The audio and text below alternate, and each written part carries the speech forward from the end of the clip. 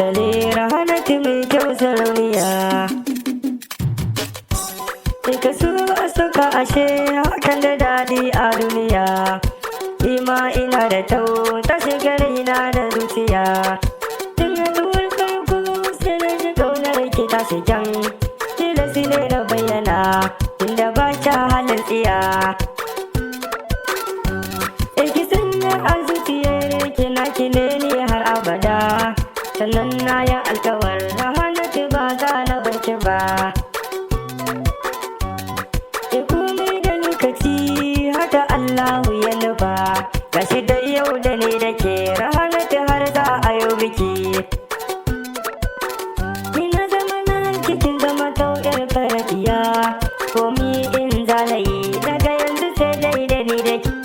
Tunda dai mun zama guda sai mun rike juna da gaskiya. Sakina nan a zuciya bai masaltuwa ko fa adadi. Din inda za ki je ni ma ina son ki je da ni. Kalamanki in na saurara su suke yaya damuwa.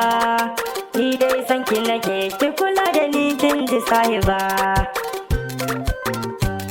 Ki sanya ranar ki ne Rahanatu ba za na bar ki ba. Inda na yi shiru yadda kike da mun gizo. A din inda kika je ni ma abun dole za na zo.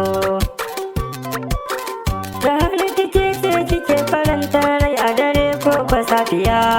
Rani ko a damana kaunar ba za na bar ta ba. Ina zama na cikin zamanin mu wuce watar kwan mahasada. Haka Allahu ya nufa nisan ki ba za na bar shi ba.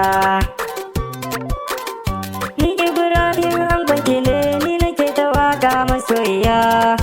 Daure ki sanda ne mun rike wa juna alƙawari.